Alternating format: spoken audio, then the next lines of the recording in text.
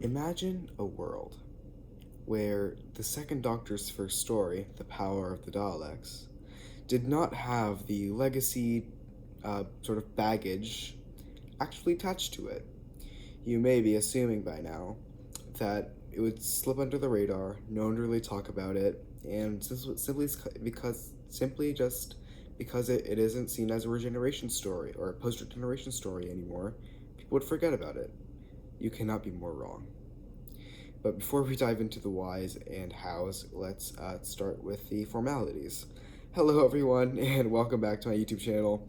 This is the first long-form video that I've ever.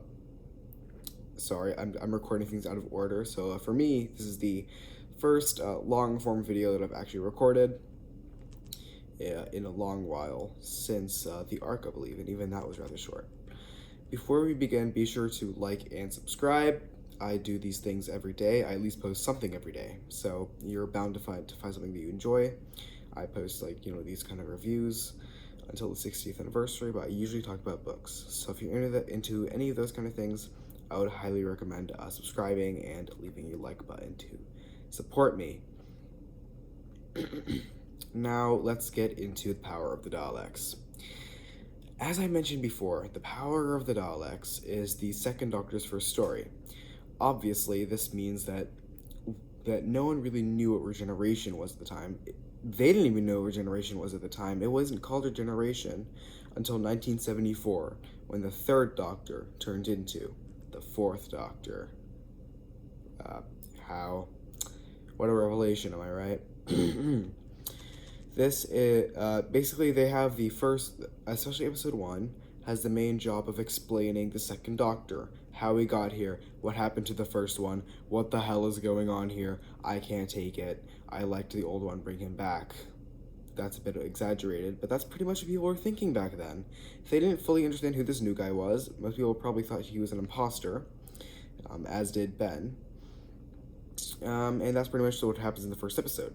He wakes up in his new, much more sprightly, much younger body, and Polly, ever the believer, she believes him. She knows what's going on pretty much right from the get-go.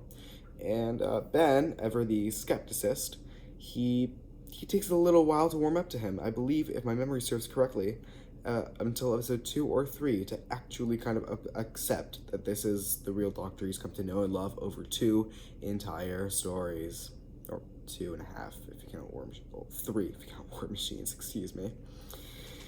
That's episode 1. At the end, we or throughout episode 1 and episode 2, we discovered that they've landed on the planet Vulcan, which is actually, it's kind of ironic, because you might know the planet Vulcan from, Mr. Spock and his people. They're called Vulcans. But the ironic thing is that Star Trek actually started, the same year as this episode aired, and Vulcans are actually named later. So even though you'd think it would be the opposite, Doctor Who came up with the title of Vulcans first, which I find to be a pretty interesting little factoid. Of course, everyone who watched it might know it, but it's a bit of a connection that, people might not have made yet. That's the first third of the story or so. They land on the planet Vulcan when they find the dead body of a governor who is part of the colony that has gone on to, inspect or stay on the planet Vulcan. The Doctor basically, sort of indirectly assumes the identity of this governor, and he goes back to the colony ship to discover what is going on. Also, in these first 2 episodes of 6, we discover that this new Doctor is a bit of a loony, not to put it in a very great term. He's finding himself playing with a recorder, and that's basically how he sounds like. And of course, that also adds to the skepticism of Ben and the viewers, because that's pretty much the opposite of what the first Doctor would have done. So because he's acting so weird, they assume he's very rattled. They assume they don't really take him seriously, especially not Ben, and neither do the colony people really. However, a scientist, Lesterson, basically discovers a Dalek, Of course, these Daleks are evil, but they're pretending to be benevolent for, the colony. They're offering tea, which is a callback later seen in Victory of the Daleks, and which I think is a pretty neat callback. That's one of the things I like about classic Doctor Who and new Doctor Who. Sometimes you can watch classics aren't necessarily a prerequisite, but they're a nice little backstory for, for new Who. I highly recommend it if you're a fan of the new show. Anyway, that's not what we're talking about here. The Doctor basically, recognizes right from the get-go that these Daleks are up to no good, and it's up to him to convince the rest of the colony to, take action to stop them. However, quite naturally, they don't believe him. So that continues into episodes 3 and 4, where we also learn that there is a plot afoot to basically overthrow the governor, or not the governor, sorry, the head of the space.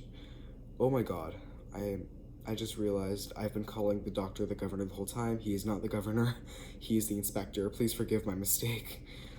I'm really sorry, I'm just tired. I'm doing this at an ungodly hour right now, so excuse if I made any kind of mistakes. Anyway, coming off of that, they're actually trying to overthrow the governor, while the Doctor, who is the inspector, not the governor, is basically trying to stop them and also convince Lesterson and the rest of them that, the Daleks are up to no good. Now, if memory serves, I believe the people who are doing the plot against the governor to overthrow him, who is not the Doctor, we've established that, they're basically in league with the Daleks, sort of, because they believe, the Daleks are going to help them back. Obviously, that is not true to Dalek nature, but they don't know that, they just met these things.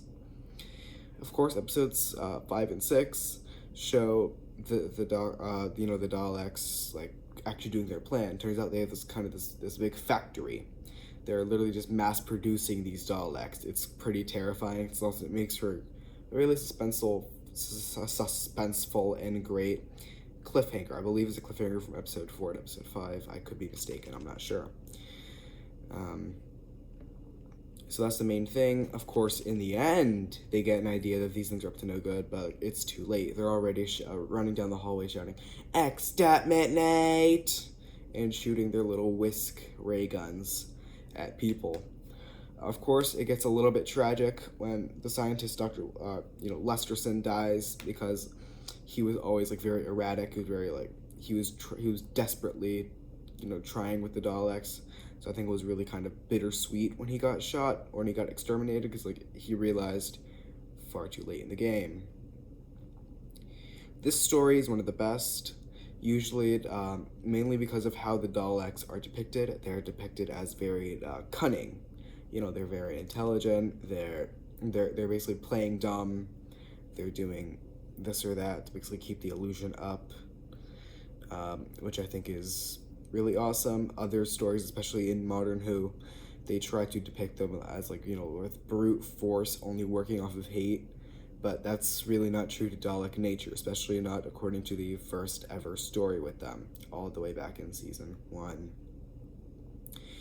That's all for today. I really hope you enjoyed this video. I really am trying to make these as good as possible, as good as reasonably possible given some circumstances.